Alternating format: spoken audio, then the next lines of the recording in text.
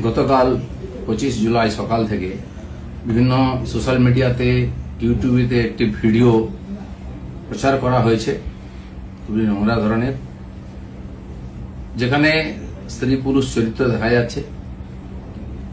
তাদের মধ্যে যে পুরুষ চরিত্র তার সঙ্গে আমার নাম যুক্ত করার চেষ্টা হচ্ছে। ভিডিও ঠিক কি ভুল তৈরি করা কিনা, কোন চরিত্র কারা করেছে আমরা কিছু জানি না, কিন্তু এর দ্বারা আমার ব্যক্তি চরিত্রকে হনন করার, আমার ব্যক্তি ইমেজকে ধ্বংস করার এটা খুব প্রচেষ্টা হয়েছে। একটি ষড়যন্ত্র চলছে অনেকদিন, সেই চক্র থেকে এটা করা হয়েছে। সেই জন্য আমার মনে হয়েছে যে এটার সত্য সামনে আসা উচিত এবং যারা এই চক্রান্ত করছে তাদেরকে আইনের সামনে আনা উচিত।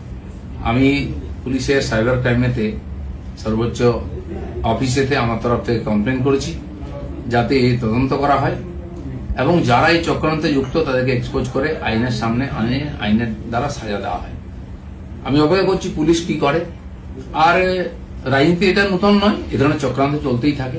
অনেক বড় বড় নেতাদের, বড় বড় মানুষদের বিরুদ্ধে এই ধরনের চক্রান্ত হয়। এটা হচ্ছে শেষ অস্ত্র প্রয়োগ করে তাকে শেষ করে।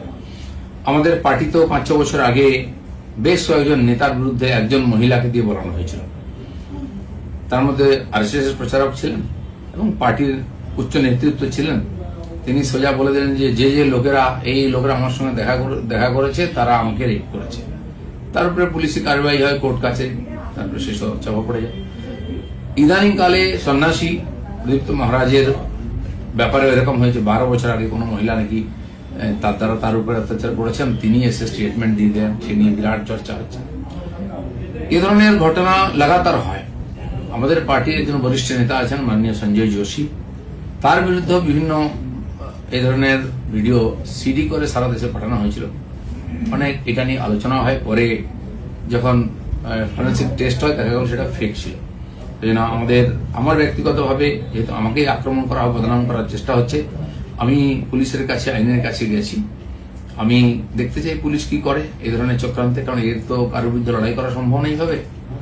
টাকা পয়সা দিয়ে চক্রান্ত করে যে কোনো মানুষকে যে কোনো সময় বদনাম করার চেষ্টা হচ্ছে। তো সেই চেষ্টার বিরুদ্ধে আইন আদালত একমাত্র আমাদের রাস্তা।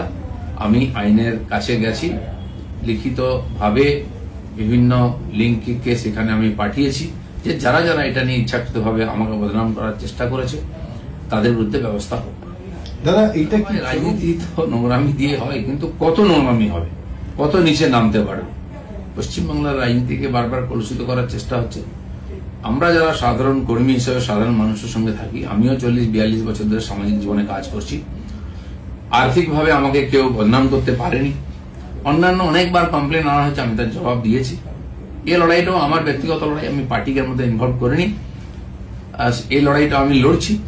আমি জানি না রাজনীতি কত নিচে নামবে, সেই জন্য এই চক্রান্তের যে রহস্য সেটা উদ্ঘাটিত হওয়া উচিত।